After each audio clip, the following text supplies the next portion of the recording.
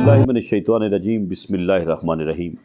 तमाम तरीफ़ां उस खालिक़ कायनात वास्ते जिन्हें जिन्ना ते इंसानां नूं पैदा कीता है।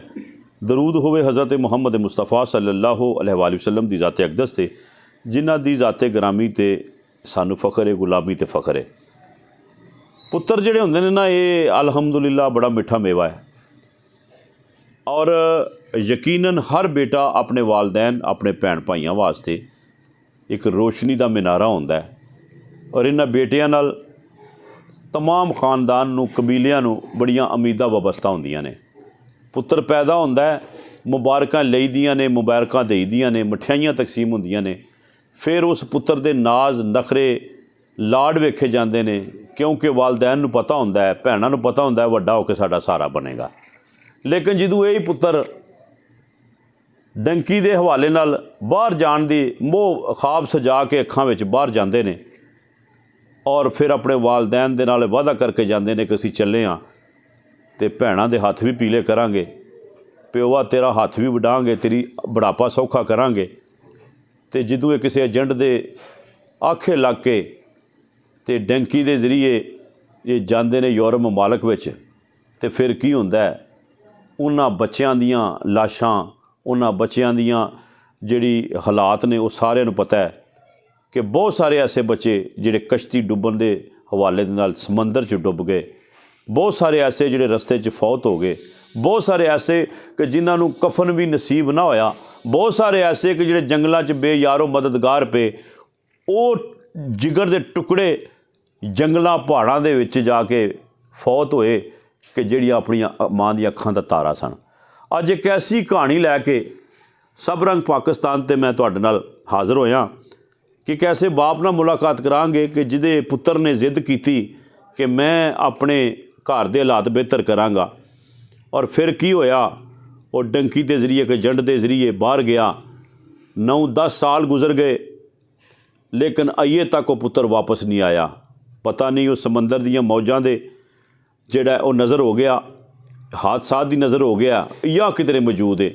लेकिन ये 10 साल उस बाप ने, उस माँ ने किस तरह कड्ढे ने और हर लम्हा उन्होंने ये इंतज़ार रहिंदा है कि शायद साडे पुत्तर की खबर आ जाए।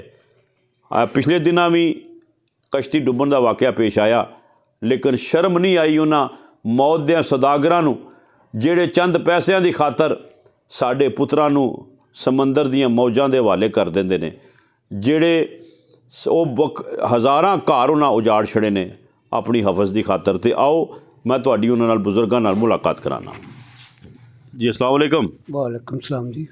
जी की हाल है तुहाडा, ठीक ठाक हो? हाँ जी, शुक्र है खुदा दा। अपना पूरा नाम ते एड्रैस दसो। मेरा नाम अमीन मसीह, तहसील डस्का, जिला सियालकोट, पिंड का नाम तलियाड़ा है। अच्छा अमीन साहब, ये दसो कि तुहाडी उम्र कितनी हो गई है? मेरी तकरीबन उम्र कुछ 65 साल हो गई। ते तुहाडा पुत्तर की नाम सी ओहदा जिहड़ा बाहर गया टैंकी ला के? ਉਹਦਾ ਨਾਂ ਸੀ ਚਾਨ ਮਸੀਹ।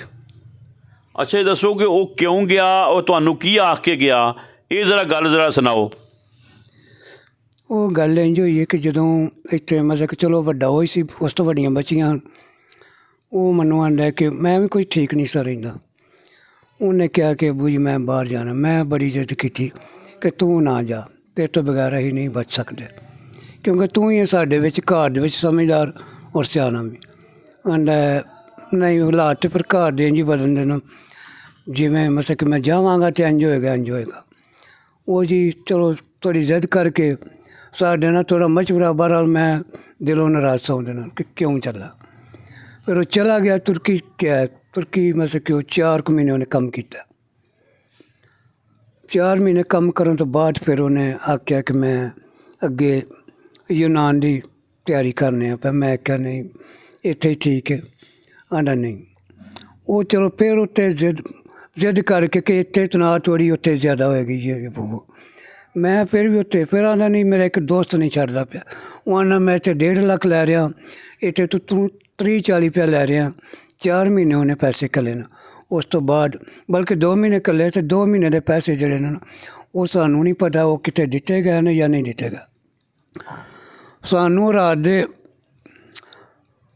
27 ਸਤੰਬਰ 1916 ਦੇ ਵਿੱਚ ਉਹ ਸਾਰੀ ਦਿਹਾੜੀ ਸਾਡੇ ਨਾਲ ਉਹਦੀ ਗੱਲਬਾਤ ਹੁੰਦੀ ਰਹੀ। ਗੱਲਬਾਤ ਹੋਣ ਤੋਂ ਬਾਅਦ ਰਾਤ ਦੇ 12 ਵਜੇ ਨੇ ਆਖਿਆ ਏਜੰਟ ਦੀ ਗੱਡੀ ਆ ਗਈ ਅਤੇ ਮੈਂ ਹੁਣ ਸਾਲ 'ਤੇ ਚੱਲਿਆ ਜਿੱਥੋਂ ਕਸ਼ਤੀ 'ਤੇ ਬਹਿ ਕੇ ਜਾਣਾ। ਉਹੀ ਵਕਤ ਉਹੀ ਘੜੀ ਕਿ ਹੁਣ ਮੇਰੀ ਮੁਲਾਕਾਤ 2-3 ਦਿਨ ਤੋਂ ਬਾਅਦ ਹੋਏਗੀ। ਮੈਂ ਕਿਹਾ ਚਲੋ ਜੀ ਖੁਦਾ ਹਾਫਿਜ਼। ਉਹ ਅਸੀਂ 2-3 ਦਿਨ ਉਡੀਕਦੇ ਰਹੇ। ਅੱਜ ਤਕਰੀਬਨ 9 ਸਾਲ ਹੋ ਚੱਲੇ ਨੇ ਉਸ ਗੱਲ ਨੂੰ। ਉਹ ਪਤਾ ਨਹੀਂ ਖੁਦਾ ਜਾਣੇ ਉਹ ਜ਼ਿੰਦਾ ਹੈ ਜਾਂ ਨਹੀਂ ਜ਼ਿੰਦਾ, ਇਹ ਬਿਹਤਰ ਖੁਦਾ ਹੀ ਜਾਂਦਾ। ਪਰ ਅਸੀਂ ਉਸ ਉਮੀਦ 'ਚ ਕਿ ਖੁਦਾ ਬੜੇ ਬੜੇ ਵੱਡੇ ਵੀ ਕੰਮ ਕਰ ਸਕਦਾ। ਅਗਰ ਮੇਰਾ ਬੇਟਾ ਕਿਤੇ ਵੀ ਹੈ ਵਿੱਚ ਉਹ ਮਤਲਬ ਕਿ ਇਹ ਉਮੀਦ ਹੈ ਕਿ ਹੋ ਸਕਦਾ ਆਈ ਜਾ ਤੁਹਾਡੀ ਇਹ ਗੱਲ ਤੇ ਮੈਨੂੰ ਪੁੱਛਣ ਦੀ ਲੋੜ ਹੀ ਨਹੀਂ ਨਾ ਕਿ ਪੁੱਤਰ ਜੁਦਾ ਹੋਵੇ ਤੇ ਕਿਸ ਤਰ੍ਹਾਂ ਦੇ ਬੰਦੇ ਦੇ ਅਹਿਸਾਸਾਤ ਹੁੰਦੇ ਨੇ। ਇਹ ਗੱਲ ਤੇ ਮੈਂ ਸਮਝਣਾ ਕਿ ਤੁਹਾਨੂੰ ਪੁੱਛਾਂਗਾ ਤੇ ਬਿਲਕੁਲ ਇਹ ਇਨਸਾਨੀਅਤ ਵੀ ਇਹ ਗਿਰਾ ਸਵਾਲ ਹੋਏਗਾ, ਕਿਉਂਕਿ ਹਰ ਬੰਦੇ ਨੂੰ ਪਤਾ ਕਿ ਔਲਾਦ ਕੀ ਸ਼ੈ ਵੇ। ਤੁਸੀਂ ਇਹ ਦੱਸੋ ਕਿ ਇਹਨਾਂ ਸਾਲਾਂ ਦੇ ਵਿੱਚ ਕੋਈ ਉਹਦੇ ਵੱਲੋਂ ਕੋਈ ਪੈਗਾਮ, ਕੋਈ ਫੋਨ ਜਾਂ ਕੋਈ ਐਸਾ ਇਤਲਾਹ ਮਿਲੀ ਹੈ ਕਿ ਆਇਆ ਉਹ ਪੁੱਤਰ ਤੁਹਾਡਾ ਹਯਾਤ ਹੈ ਨਹੀਂ ਹਯਾਤ, ਜਾਂ ਕੀ ਸੂਰਤ ਹਾਲ ਹੈ? ਸਾਨੂੰ ਤਕਰੀਬਨ 9 ਸਾਲ ਹੋ ਗਏ ਨੇ ਅਤੇ ਕੋਈ ਖਬਰ ਅਜੇ ਤੱਕ ਨਹੀਂ ਸੁਣੀ ਕਿਤੇ ਕਿ ਭਾਈ ਇਹ ਕਿਸੇ ਦੋਸਤ ਨੂੰ, ਕਿਸੇ ਭੈਣ ਭਰਾ, ਕਿਸੇ ਰਿਸ਼ਤੇਦਾਰ ਨੂੰ ਨੇ ਕੋਈ ਨਹੀਂ। 3 ਬੱਚੇ ਨੇ, ਬਲਕਿ ਇਕੱਲਾ ਮੇਰਾ ਬੱਚਾ ਨਹੀਂ, ਮੇਰਾ ਭਤੀਜਾ ਵੀ ਇੱਕ, ਅਤੇ ਇੱਕ ਹੋਰ ਆਪਣਾ ਉਹ ਵੀ ਬੱਚਾ ਹੈ ਆਪਣਾ। ਇਹ 3 ਬੱਚਿਆਂ ਦੀ ਅੱਜ ਤੱਕ ਖਬਰ ਕੋਈ ਨਹੀਂ ਲੱਗੀ ਕਿ ਉਹ ਇੱਥੇ ਹੈ ਨੇ ਜਾਂ ਨਹੀਂ ਹੈ, ਜਾਂ ਫੋਨ ਉਹਨਾਂ ਦਾ ਆਇਆ, ਕਿਸੇ ਨੂੰ ਆਇਆ।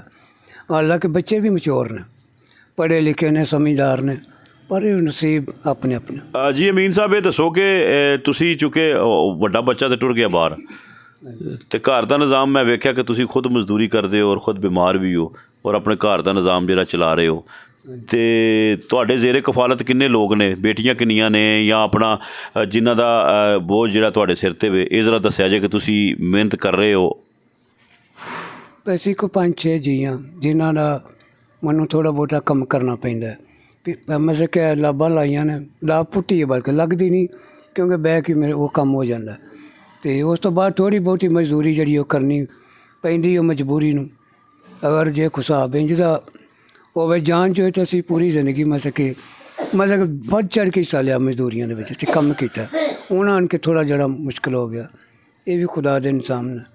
ਅਤੇ ਉਹਨਾਂ ਦੀਆਂ ਵਾਲਦਾ ਦੀ ਕੀ ਸੂਰਤ ਹਾਲ ਹੈ? ਸਾਫਜ਼ਾਰੇ ਮਾਵਾਂ ਨੂੰ ਤਾਂ ਬੜਾ ਪਿਆਰ ਹੁੰਦਾ ਆਪਣੇ ਪੁੱਤਰਾਂ ਨਾਲ, ਅਤੇ ਸਾਡੇ ਮਾਂ ਜੀ ਦੀ ਕੀ ਸੂਰਤ ਹਾਲ ਹੈ? ਮਾਂ ਜੀ ਦਾ ਵੀ ਇਹੀ ਹਾਲ ਹੈ ਕਿ ਉਹ ਵੀ ਕਮਜ਼ੋਰ ਹੈ। ਥੋੜ੍ਹਾ ਬਹੁਤਾ ਕਦੀ ਕਿਸੇ ਦਾ ਕਰ ਆਉਂਦੀ ਹੈ, ਕਦੀ ਨਹੀਂ ਕਰ ਆਉਂਦੀ। ਥੋੜ੍ਹਾ ਬਹੁਤਾ ਜਿੰਨਾ ਕੁ ਮਤਲਬ ਕਿਸੇ ਦਾ ਕੰਮ ਚਮ ਥੋੜ੍ਹਾ ਬਹੁਤਾ ਕਰ। ਜੀ ਅਮੀਨ ਸਾਹਿਬ, ਚਲੋ ਤੁਹਾਡੇ ਪੁੱਤਰ ਦੀ ਅੱਲਾ ਖੈਰ ਕਰੇ, ਭਾਈ ਇਸੀ 'ਤੇ ਦੁਆ ਕਰਨੇ ਜਿੱਥੇ ਵੀ ਹੈ ਵਾਪਸ ਆਏ। ਤੁਸੀਂ ਉਹਨਾਂ ਮਾਵਾਂ ਨੂੰ ਕੋਈ ਪੈਗਾਮ ਦੇਣਾ ਚਾਹੋ, ਉਹਨਾਂ ਪੁੱਤਰਾਂ ਨੂੰ, ਕਿ ਜਿਹੜੇ ਦੂਜੇ ਬੰਦੇ ਇਸ ਤਰ੍ਹਾਂ ਜਾਣਾ ਚਾਹੁੰਦੇ ਨੇ, ਅਤੇ ਤੁਸੀਂ ਉਹਨਾਂ ਨੂੰ ਕੋਈ ਪੈਗਾਮ ਦੇਣਾ ਚਾਹੁੰਦੇ ਹੋ ਕਿ ਪੁੱਤਰੋ ਨਾ ਜਾਇਆ ਜੇ, ਤੁਹਾਡੀ ਮਿਹਰਬਾਨੀ। ਇਸ ਹਵਾਲੇ ਨਾਲ ਇਹਨਾਂ ਸਾਰਿਆਂ ਨੂੰ ਦੱਸੋ, ਪਾਕਿਸਤਾਨ ਦੇ ਸਾਰੇ ਨੌਜਵਾਨਾਂ ਨੂੰ ਦੱਸੋ ਕਿ ਤੁਹਾਡੇ ਜਾਣ ਨਾਲ ਘਰ ਦੇ ਵਿੱਚ ਹਨੇਰੇ ਹੋ ਜਾਂਦੇ ਨੇ। ਪੈਗਾਮ ਦਿਓ ਕੋਈ ਆਪਣਾ, ਸਾਰਿਆਂ ਜਿਹੜੇ ਮੁੰਡੇ ਜਿਹੜੇ ਨਾ ਬਾਜ਼ ਨਹੀਂ ਆਉਂਦੇ।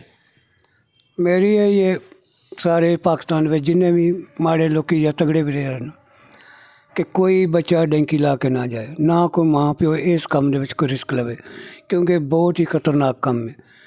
ਕਿਉਂਕਿ ਸਾਨੂੰ ਪਤਾ ਲੱਗ ਗਿਆ ਹੈ ਕਿ ਭਾਈ ਇਹ ਕੰਮ ਕਿਵੇਂ ਦਾ ਹੁੰਦਾ। ਕਿਉਂਕਿ 9 ਸਾਲ ਹੋ ਗਏ ਨੇ, ਅਸੀਂ ਦਿਨ ਰਾਤ 9 ਸਾਲ ਦੇ ਵਿੱਚ ਸਾਨੂੰ ਤਕਰੀਬਨ 6 ਕੁ ਸਾਲ ਨੀਂਦਰ ਨਹੀਂ ਪਈ,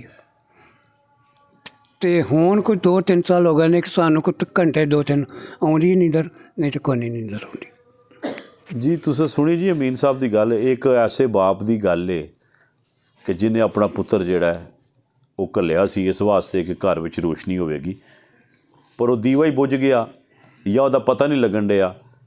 ਮੈਂ ਨਹੀਂ ਸਮਝਦਾ ਕਿ ਮੈਂ ਇਹਨਾਂ ਦੇ ਖਿਆਲਾਤ ਦੀ ਤਰਜਮਾਨੀ ਕਿਸ ਤਰ੍ਹਾਂ ਕਰਾਂ, ਲੇਕਿਨ ਮੈਨੂੰ ਇੰਨਾ ਜ਼ਰੂਰ ਪਤਾ ਹੈ ਕਿ ਜਿਨ੍ਹਾਂ ਲੋਕਾਂ ਨੇ ਇਹਨਾਂ ਪੁੱਤਰਾਂ ਨੂੰ ਵਰਗਲਾਇਆ, ਇਹਨਾਂ ਕੋਲ ਪੈਸੇ ਲਏ, ਔਰ ਉਹਨਾਂ ਮੌਤ ਦੀਆਂ ਸੁਦਾਗਰਾਂ ਨੇ ਪਾਕਿਸਤਾਨ ਦੇ ਪੁੱਤਰਾਂ ਦੇ ਸੌਦੇ ਕਰਕੇ ਅਤੇ ਉਹਨਾਂ ਨੂੰ ਮੌਤ ਦੇ ਮੂੰਹ 'ਚ ਧਕੇਲਿਆ। ਇਨਸ਼ਾਅੱਲਾ ਕਿਆਮਤ ਵਾਲੇ ਦਿਨ ਅੱਲਾਹ ਤਾਲਾ ਜ਼ਰੂਰ ਉਹਨਾਂ ਕੋਲ ਪੁੱਛੇਗਾ, ਇਨਸਾਫ ਮਿਲੇਗਾ। ਪਤਾ ਨਹੀਂ ਕਿੰਨੇ ਅਮੀਨ ਨੇ ਜਿਨ੍ਹਾਂ ਦੇ ਪੁੱਤਰ ਉਹਨਾਂ ਮੌਜਾਂ ਦੀ ਨਜ਼ਰ ਹੋ ਗਏ ਨੇ, ਔਰ ਕਿੰਨੀਆਂ ਮਾਵਾਂ ਨੇ ਜਿਹੜੀਆਂ ਉਹਨਾਂ ਦਾ ਰਾਹ ਵੇਖਣ ਡਈਆਂ ਨੇ, ਲੇਕਿਨ ਉਹ ਆ ਨਹੀਂ ਰਹੇ। ਅੱਲਾ ਅੱਗੇ ਦੁਆ ਹੈ ਕਿ ਅੱਲਾਹ ਤਾਲਾ ਸਾਡੇ ਮੁਲਕ ਦੇ ਹਾਲਾਤ ਬਿਹਤਰ ਕਰੇ, ਇੰਜ ਦੀ ਖੁਸ਼ਹਾਲੀ ਲੈ ਕੇ ਆਏ ਕਿ ਸਾਡੇ ਪੁੱਤਰਾਂ ਨੂੰ ਬਾਹਰ ਜਾਣਾ ਹੀ ਨਾ ਪਵੇ। ਪਾਕਿस्तान हम बोले आपकी ज़ुबान, देखते रहिए सब रंग पाकिस्तान। चैनल को सब्सक्राइब ज़रूर करें। बहुत शुक्रिया।